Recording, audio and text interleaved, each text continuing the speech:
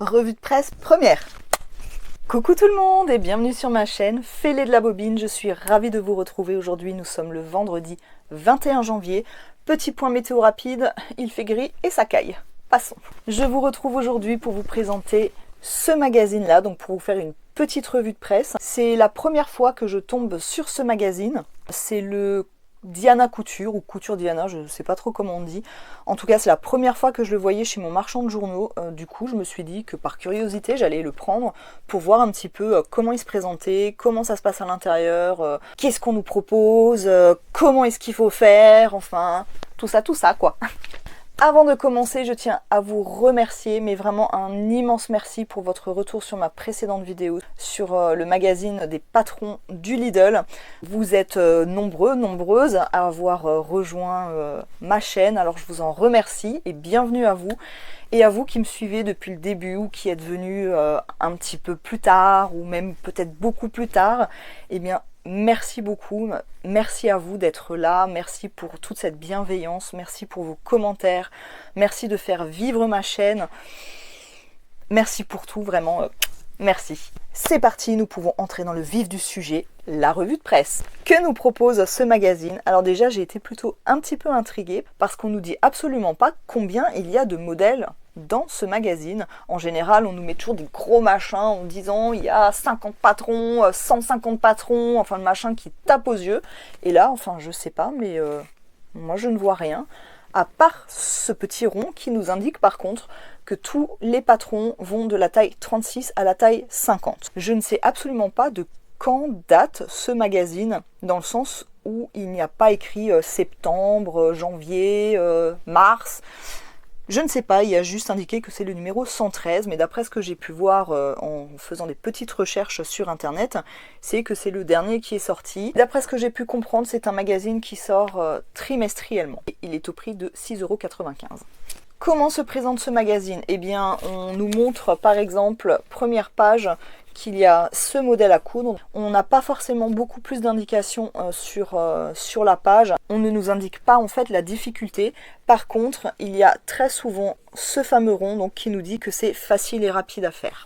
Pour en savoir plus à chaque fois, il suffit d'aller en milieu de page. On a toutes les explications de comment prendre ces mesures donc, dans ce tableau, comment trouver le modèle, la description du modèle, les pièces du patron, où elles se trouvent, comment on les trouve, comment décalquer le patron, comment couper. Et par contre, les marges de couture ne sont pas incluses. On nous marque simplement couper les pièces avec une petite marge de couture et un surplus d'ourlet. Ça veut dire que là, on nous donne même pas d'explication, vous faites comme vous voulez.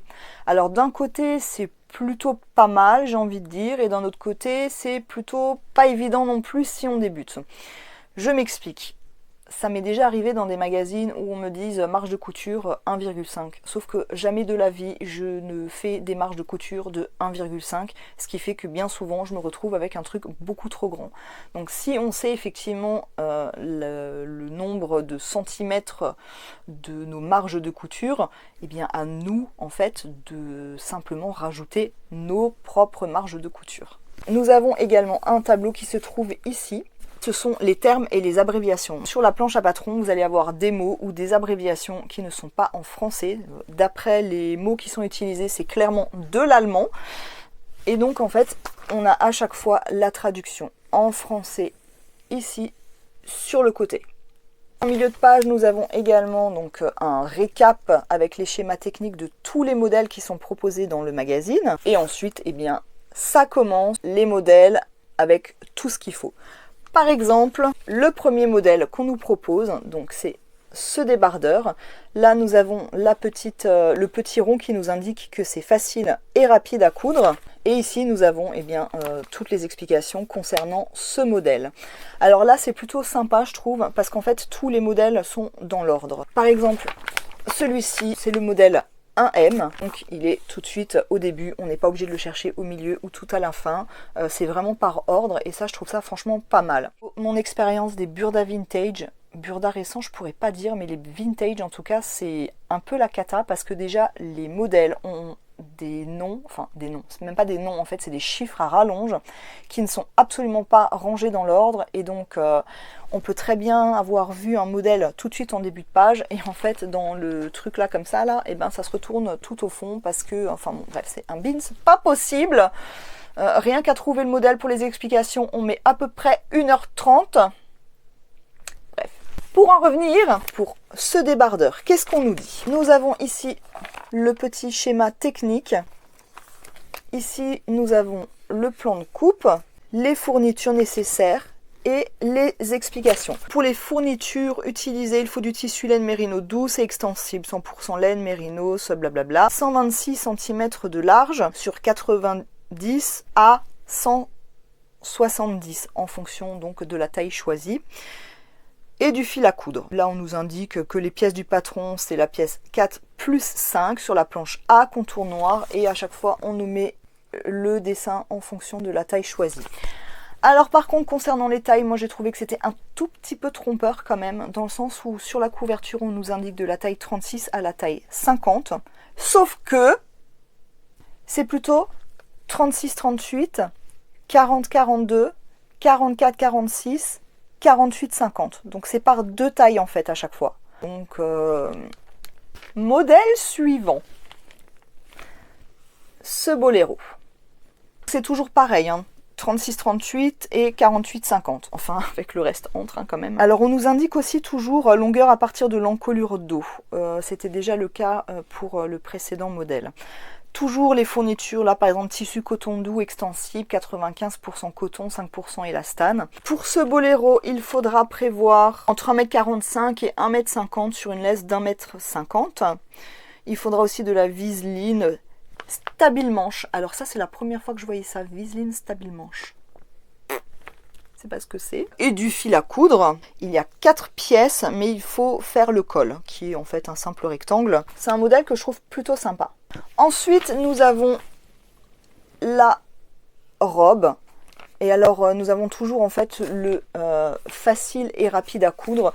Mais alors là, on ne sait pas s'il parle de la robe, du boléro ou des deux. Je ne sais absolument pas. Je pense qu'effectivement c'est une robe qui est plutôt facile, comme vous pouvez le voir sur le schéma technique. Bon, on voit qu'il y a 2 pinces dans le dos, une encolure en V, mais sur le plan de coupe, clairement, il y a 2 pièces de tissu, quoi. C'est pas plus que ça. Hein.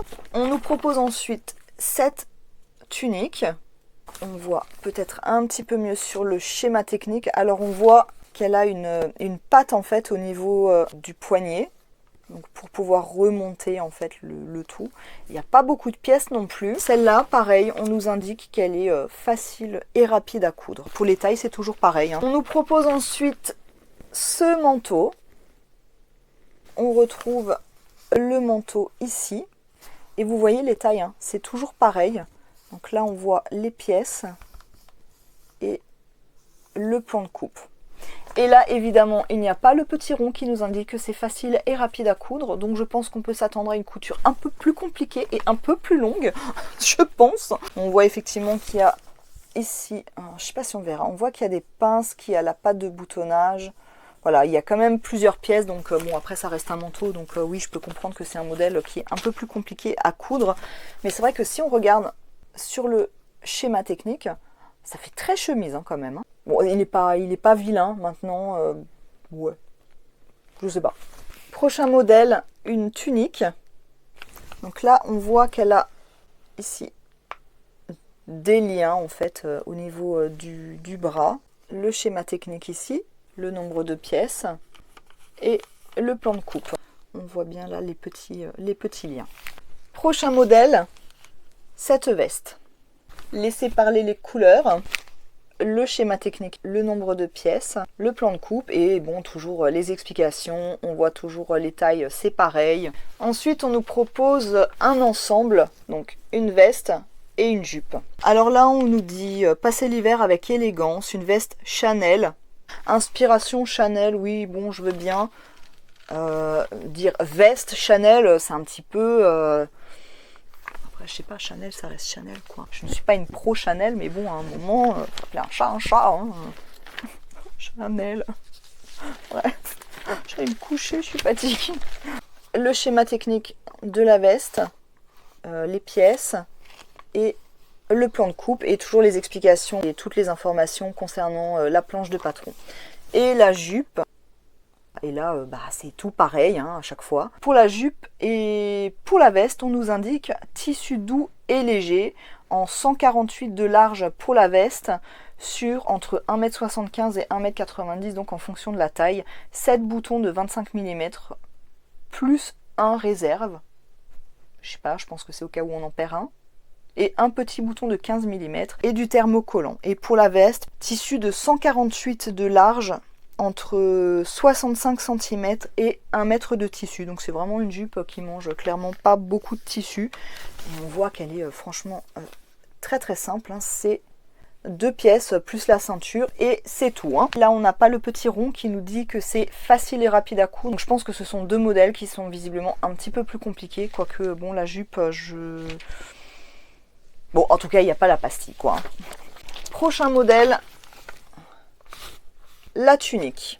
Et là, on a le petit patch qui nous dit que c'est facile et rapide à coudre. Là, on nous indique avec cette tunique, aimer la saison froide avec son superbe imprimé. Mais voilà, on n'est pas obligé de prendre cet imprimé-là, quoi. Le tissu viscose est doux et extensible. La tunique est très vite cousue. Bon, après, on ne sait pas ce qu'ils appellent vite cousu. Hein. Donc, nous avons le schéma technique. Donc, on voit qu'il y a une espèce d'encolure. C'est un peu une encolure, pas carré, mais un peu carré quand même. Je ne sais pas comment on dit. Là, les pièces, le plan de coupe et les explications. Bon, et là, c'est pareil. On nous dit un tissu doux et extensible en 150 de large. Et il faut prévoir entre 1,35 m et 1,45 m, toujours du thermocollant et c'est tout. Ensuite, nous avons cette robe, donc avec un espèce de col roulé, col cheminé tombant, je ne sais pas trop comment dire. C'est cette robe. Et là, encore une fois, on a la petite pastille qui nous dit que c'est facile et rapide à coudre. Et effectivement, on peut voir qu'il n'y a pas beaucoup de pièces. J'ai l'impression qu'il n'y a même pas... Ah si, il y a une pince. On voit pas trop bien, mais grosso modo, il y a juste une pince. Hein, voilà. Il faut tissu viscose extensible en 150 de large. Donc là, il faudra entre 1,45 m et 1,55 m du fil. Et ça s'arrête là. Prochain modèle, cette tunique. Toujours avec la pastille facile et rapide à coudre. Donc, le schéma technique. On la voit comme ça. Et le plan de coupe, tout est en une pièce, donc effectivement je pense que c'est vraiment pas compliqué à coudre. On nous indique tissu viscose souple, 100% viscose en 145 cm de large et il faudra prévoir entre 1,50 m et 1,55 m. Et c'est une tunique à encolure bateau et on peut également faire cette écharpe tube. Elle n'est pas sur le patron, mais on nous indique en fait tout ce qu'il faut pour la faire. Donc ouais, c'est un petit accessoire en plus. Ensuite, nous avons ce pull. Parce que moi j'ai tendance à dire suite, sauf qu'on dit sweat, mais sweat j'arrive pas à m'y faire. Donc ce pull, toujours facile et rapide à faire. Là on nous indique, mettez-vous à l'aise avec ce sweat à capuche, une magnifique combinaison de couleurs, vite cousue et facile à enfiler. Alors franchement là l'association des couleurs, ouais je suis pas... perso j'aime pas, hein. Ce n'est que mon avis. Hein. Le schéma technique, le plan de coupe, en fait c'est à chaque fois pour les empiècements de couleurs. Vous voyez là par exemple c'est pour le tissu bleu, là c'est pour le tissu rose. Et là c'est pour les tailles 48 et 50 et ça c'est pour les autres. Voilà. Pour les fournitures, on nous dit tissu bleu, tissu viscose doux et extensible. Je sais pas moi perso, de la viscose pour un pull, pour un sweat. Je suis assez perplexe là par contre. Hein. Et pour le tissu rose, on nous dit tissu coton extensible souple. Ah là, la viscose, elle m'a un petit peu... ouais, je suis un peu... Enfin, je sais pas, dites-moi. Vous avez franchement l'impression que c'est de la viscose? Je pense qu'ils ont craqué, je pense à mon avis. Hein. Enfin, je sais pas, moi, un truc en viscose, ça va être une blouse. Ça va pas être un sweat, quoi. Un sweat, pardon. Prochain modèle. Ce gilet, toujours avec la petite pastille facile et rapide à coudre, le schéma technique, les pièces et le plan de coupe, et toujours donc avec les tailles. Et pour celui-là, on nous dit tissu laine mérinos douce et extensible, 100% laine mérinos. En 138 de large sur entre 0,95 cm et 1,05 m. Une fermeture éclair transparente. Je crois que j'ai jamais vu ça. De 24 cm de long et du fil. Prochain modèle. Le manteau. Il est confectionné avec un tissu laine léger et n'est pas doublé. Les gros boutons à pression accentuent le style décontracté. Le schéma technique, les pièces et le plan de coupe. Les explications. Donc là, pas de pastille, donc je pense que c'est un modèle un peu plus complexe, hein, ça reste un manteau. Pour les fournitures, il faudra du tissu laine extensible doux, 80% de laine, 20% de polyester, en 146 de large sur entre 2,15 m et 2,45 m, donc en fonction de la taille. 8 boutons à pression de 25 mm, plus un de réserve, des fois qu'on en perd un. C'est moi qui le dis, hein, c'est pas eux. Ensuite, nous avons ce pantalon. Ce pantalon large est super confortable et facile à coudre. Le pantalon avec des poches fendues et resserré à la taille avec une ceinture à nouer. Je comprends pas ce que c'est des poches fendues en fait. Le schéma technique, je sais pas pourquoi ils appellent ça des poches fendues en fait. Je sais pas si vous verrez, mais... Donc là on nous dit tissu viscose souple, 93 viscose et 7% polyester en 142 cm de large, entre 1,75 m et 1,80 m en fonction donc de la taille. Il faudra du thermocollant et ruban élastique 4 mm de large à la dimension de la taille et du fil à coudre. Le plan de coupe est de l'autre côté ici. Prochain modèle, cette veste sans manches. Il n'y a pas la petite pastille facile et rapide à coudre, donc je pense que c'est pas forcément très rapide et facile à coudre. Il y a quand même quelques pièces. Il y en a quand même pas mal. Hein. Alors, il nous faut tissu laine doux et extensible, 100% laine. Ça me fait penser à du polaire. Hein.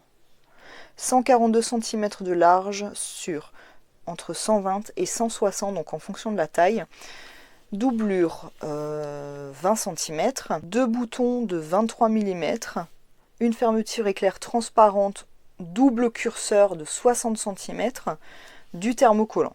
Ouais, non, perso, moi ce modèle, je suis vraiment pas fan. Hein. Ensuite, nous avons l'écharpe, la tunique et la jupe. Alors là, on n'a pas de pastille non plus facile et rapide à coudre. Pour le tissu, on nous dit tissu imitation cuir souple et extensible en 143 cm de large, sur entre 1,25 m et 1,45 m, donc en fonction de la taille. Vous avez le chat qui squatte, hein, désolé. 8 boutons de 23 mm. Là par contre, ça va vraiment de la taille 36 à 50. Il n'y a plus de double taille. On le voit ici. Alors la jupe, je la trouve très sympa, mais je comprends pas pourquoi ils appellent ça une robe en fait. La tunique, le schéma technique, les pièces et le plan de coupe. Et là pour la tunique, on nous indique tissu coton extensible souple, en 152 de large. Non mais sérieux, vous avez déjà vu vous du tissu 152 de large? Entre 1,40 m et 1,45 m en fonction de la taille et du thermocollant. Et donc là on voit encore hein, les doubles tailles à chaque fois. Ici nous avons tout pour faire cette fameuse écharpe. Et le dernier modèle, c'est cette veste qu'on voit également ici. Le tissu est un matériau extensible merveilleusement doux en mélange de laine mélangée et de coton. Son col est droit, elle n'est pas doublée et donc facile à coudre. Ils disent que c'est facile à coudre mais il n'y a pas le rond. Le schéma technique donc se trouve ici avec les pièces et le plan de coupe. Et là effectivement on nous dit tissu laine extensible doux, 80% de laine, 20% de coton, en 153 de large sur entre 1,55 et 1,60, du thermocollant et 6 boutons pression de 25 mm, plus un de réserve toujours. Nous avons fait le tour de ce magazine. Voici une des planches de patron, il y en a deux, avec à chaque fois double face en fait. Alors niveau couleur, on a connu franchement mieux, grosso modo c'est noir et rouge. Tout pareil de l'autre côté, ça se chevauche, c'est pas très clair. Maintenant, en général, il n'y a pas beaucoup de pièces en fait à chaque fois, donc c'est quand même plutôt gérable. Mais voilà. de près on voit quand même que ça se chevauche quand même énormément.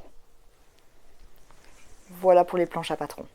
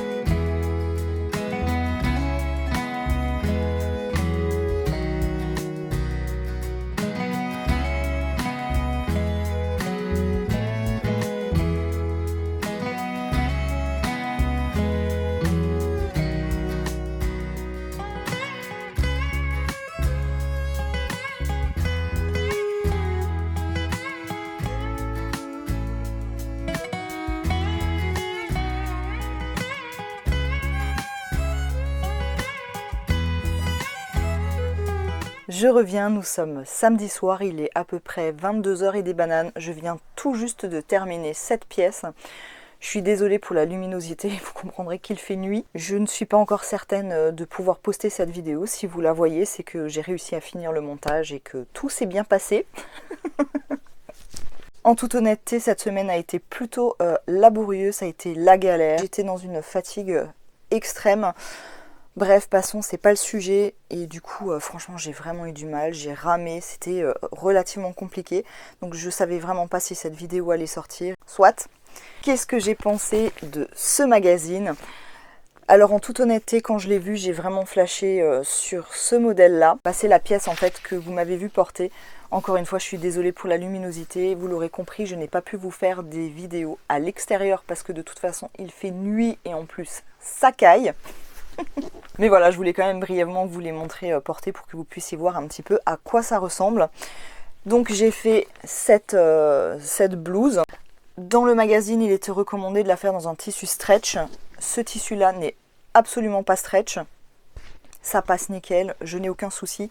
En fait, c'est un vieux drap que j'avais chiné à Emmaüs, mais vous savez, c'est les draps coton, mais avec de la flanelle, donc c'est plus épais. Ça tient un petit peu plus chaud. Bon, c'est pas non plus en pull en laine, on est bien d'accord, mais c'est quand même un peu plus épais, c'est pas le coton tout fin.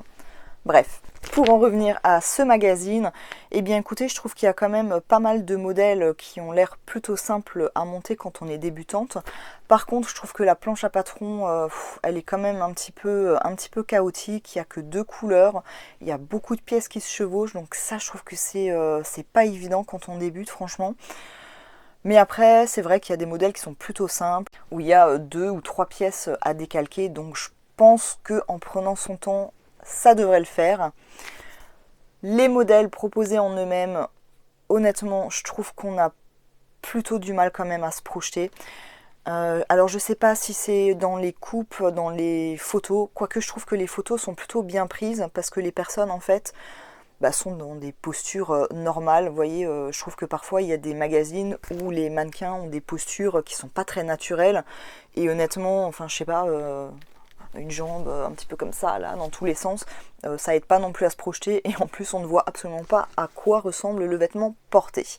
Alors que là on se rend quand même plutôt bien compte de ce que donne le vêtement porté, donc ça je trouve que c'est plutôt une bonne chose. Ce qui est très dommage aussi, c'est que en fait sur chaque modèle, alors c'est très bien parce qu'ils nous disent quel est le tissu qui a été utilisé et où le trouver, mais je trouve qu'ils ne donnent pas plus d'indications. Vous voyez, on ne va pas par exemple nous dire d'utiliser du coton, de la gaze de coton, de la gabardine, du jean, de la popeline ou ce genre de choses. Il reste vraiment fixés en fait sur le tissu qu'ils ont utilisé. Et je trouve que du coup c'est pas évident parce que quand on débute, même si le modèle il est facile à coudre, si on nous indique juste le tissu que eux ont commandé, ça nous donne pas plus d'indications sur ce qu'on pourrait faire d'autre. Et ça c'est un petit peu dommage. Après pareil, le choix des tissus, moi j'ai perso un petit peu du mal. Vous voyez par exemple le machin comme ça, personnellement ça m'aide pas du tout à me projeter. Si ça avait été dans une couleur un petit peu plus neutre, après si on a envie de couleur, oui on se projette dans la couleur, mais je trouve que quand il y a des couleurs très bariolées, en tout cas personnellement moi ça m'aide pas du tout à me dire ah oui tiens effectivement je pourrais le faire comme ça ou comme ça, même si je le fais quand même, à voir un petit peu les modèles. Alors encore une fois, est-ce que c'est par les modèles, par les photos, par les choix des tissus, par les couleurs des tissus? Ça peut paraître un petit peu vieillot, mais au final, je trouve que c'est des modèles qui restent quand même plutôt basiques. Enfin, vous voyez, la petite veste comme ça, avec la petite jupe, je trouve que ça reste quelque chose de basique. Après, si on n'aime pas ce tissu, si on n'aime pas cette couleur, il faut simplement se projeter dans autre chose. C'est tout. Pour ce modèle-là, alors de toute façon, les modèles que j'ai cousus, j'y reviendrai lors d'un bilan couture où j'approfondirai un petit peu plus en détail ce qui a été fait. Mais j'ai franchement pas eu de difficultés particulières. Même au niveau du col, on voit que le col, vous voyez, il a une forme quand même un petit peu particulière que moi j'aime beaucoup. Je trouvais que ça change un petit peu des cols en V ou des cols ronds. Et c'était pas compliqué. Alors après, comme dit, j'ai utilisé un coton. Dans le magazine, il préconisait un tissu coton extensible. Bon, j'en avais pas. J'ai utilisé un coton qui n'est pas du tout extensible. Je rentre dedans sans problème. Après, c'est quand même plutôt large. Je pourrais pas trop dire est-ce que ça taille grand ou pas. Moi je suis partie sur le 40-42 et j'ai pas de soucis. Maintenant si je l'avais fait en jersey, je pense que ça aurait donné totalement autre chose. Je pense, je n'en sais absolument rien. J'ai vraiment pas eu de difficultés, il n'y a pas énormément de pièces. Il y a un devant, il y a un dos, il y a les manches. Les poignées de manches, fallait les faire en fait dans le biais parce que si vous voyez bien, il n'y a pas de bouton, il n'y a pas de fente indéchirable, il n'y a pas d'élastique, donc il faut vraiment réussir à l'enfiler comme ça, et j'avais vraiment un petit peu peur, comme j'ai utilisé un coton, que ça ne passe pas, et au final j'ai quand même bien vérifié que ça matche au niveau de mon poignet et il n'y avait aucun problème. Le montage était plutôt rapide, je pourrais pas vous dire combien de temps j'ai mis pour le faire parce que j'étais complètement à la ramasse cette semaine, qui fait que ce qui m'aurait pris en temps normal 2 heures, je pense que là ça a été à peu près 10. Et pour cette pièce, j'ai cousu ce modèle, donc le boléro que je trouvais mais tellement mignon. Alors dans le magazine, il préconisait un tissu coton doux et extensible, 95% de coton et 5% d'élastane. Mais c'est vraiment en fait, encore une fois, le tissu que eux ont utilisé. Voilà, donc on ne nous indique pas si c'est un jersey, si c'est autre chose. Je ne suis pas une spécialiste des tissus. Quand on débute, je pense qu'on n'est pas spécialiste non plus. Encore une fois, on n'a pas d'indication sur le tissu qu'on peut utiliser. Ils nous donnent vraiment l'indication du tissu que eux ont utilisé. Et je trouve ça tellement dommage parce que on n'arrive pas à se projeter, encore une fois. Et surtout, ça ne nous donne pas d'indication sur le tissu qu'on peut utiliser. Vous voyez, tout le monde n'aimera pas ce tissu, n'aura pas envie d'acheter ce tissu. Et on peut se poser la question, mais mince, du coup, je le fais en quoi? Parce que avoir la photo, pour moi, c'est pas un jersey, c'est quand même quelque chose qui a de la tenue. Donc voilà, je trouve que ça aurait été sympa qu'on nous donne un petit peu plus de précision et qu'on nous donne les différents tissus qui sont utilisables pour ce modèle-là, comme pour tous les modèles en fait qu'il y a dans le magazine. Me concernant, pour faire le boléro, j'ai utilisé un tissu, en toute honnêteté, je ne sais absolument pas ce que c'est. C'est un tissu que quelqu'un de ma famille m'avait envoyé. Je pense que c'est un tissu d'ameublement parce qu'elle est tapissière de métier et à l'époque elle m'avait envoyé plein de tissus qui étaient des tissus d'ameublement. Donc honnêtement, je ne sais mais absolument pas ce que c'est. Alors, je suis désolée, il y a encore des petits fils, j'ai pas eu le temps de les couper. Bref, voilà. Je le trouvais très mignon, j'en avais à peu près 1,50 m, je ne savais pas du tout quoi en faire. Et je me suis dit que pour essayer le petit boléro, c'était très mignon. Alors ça va, Au niveau des manches, honnêtement, et je m'attendais à quelque chose de beaucoup plus bouffant. Je pense pas que c'est une question de tissu, hein, parce que là, c'est le bouffant, donc bon, bref. Les poignées de manches, c'est tout pareil que la blouse, sauf que cette fois, il fallait pas le couper dans le biais, mais pareil, j'ai quand même vérifié pour voir si ça passait, et ça passe. Par contre, il est évident que je ne pourrais pas mettre quelque chose d'épais en dessous, parce que c'est pas que c'est trop petit, mais au niveau des manches ici, ben, je sens que c'est quand même un petit peu serré. Et on voit bien, encore une fois, que là, ça ne l'est pas du tout. Alors que ben moi, c'est quand même serré. Un petit sous-pull, ça passe nickel, mais plus épais, ça ne passera pas, c'est clair et net. C'est un petit peu mignon quand même, enfin moi j'aime bien. Alors j'ai pas cette pointe là comme elle, chez moi ça fait un truc comme ça. Je sais pas ce que j'ai fait, mais bon c'est pas grave. Pour le col, il fallait couper une bande. Et je sais, ouais, bon, je vous l'ai dit, j'étais complètement à la ramasse. J'ai pas réussi en fait, je l'ai fait 2 fois. Ça ne marchait pas, du coup ça m'a saoulée. J'ai coupé, j'ai fait un biais en fait. J'ai fait comme un biais mais très très large pour que je puisse en fait bien le positionner. On voit que ça donne pas tout à fait la même chose. Mais bon écoutez, ça me va. Alors au niveau des épaules, ça fait quand même un peu trop grand. Pareil, je suis partie sur le 40-42. Mais on dirait, bon, ça passe encore, ça passe, mais les manches, je suis un peu déçue. Franchement, donc si je devais le refaire, je referais les manches beaucoup plus bouffantes, surtout au niveau de partout en fait. Bref. J'ai pas eu de difficulté non plus pour coudre ce boléro. Alors il fallait le truc stable manche, comme je vous disais, moi j'en avais pas, je n'ai rien mis. J'ai surfilé toutes les pièces, hein, parce que comment dire que c'est hyper, ça s'effiloche à mort. Je suis quand même un petit peu serrée à ce niveau-là, donc bon, c'est pas grave. Voilà, et bien écoutez, c'est mon petit retour sur ce magazine. Encore une fois, je ne le connaissais absolument pas, alors je vais pas dire que je suis hyper emballée, je vais pas non plus dire que je trouve ça nul. Je pense que c'est un magazine, ben, si on le voit, on feuillette, on regarde ce qu'il y a dedans. Après, je peux comprendre qu'on n'arrive pas à se projeter, encore une fois. Est-ce que vous avez déjà acheté ce magazine ? Si oui, ben, n'hésitez pas à me le dire. Est-ce que c'est un magazine que vous connaissiez? Est-ce que c'est un magazine dans lequel vous avez déjà cousu des modèles dedans? N'hésitez pas à me le dire. Encore une fois, moi je ne le connaissais pas. Si je le revois chez mon marchand de journaux, eh bien oui, je vais m'arrêter, je vais le feuilleter et je vais regarder ce qu'il y a dedans. Si ça me plaît, j'achète. Si ça me plaît pas, je n'achèterai pas. C'est un petit peu comme dans tous les magazines, hein, j'ai envie de dire. Il y a des fois on accroche et des fois on n'accroche pas. Il y a des marques qu'on apprécie et d'autres qu'on n'apprécie pas. Bref, ça c'est un long débat. Je regrette pas de l'avoir acheté, hein, je me suis pas ruinée non plus. J'en ai cette fois terminé de cette vidéo. Si vous avez aimé, n'hésitez pas à me laisser un petit pouce. N'hésitez pas aussi à vous abonner à ma chaîne. Merci encore à vous de me suivre. Bienvenue à vous qui venez d'arriver. Ça me fait vraiment super plaisir. Merci pour vos commentaires. Bref, j'arrêterai pas de vous le dire, mais vraiment merci. Vraiment merci. Vous pouvez aussi me retrouver sur Instagram et vous pouvez me joindre à cette adresse mail. Voilà. En attendant une prochaine vidéo, je vous souhaite un très bon week-end, une très bonne semaine. Prenez soin de vous. Je vous dis à très bientôt et je vous embrasse très très fort. Bye bye.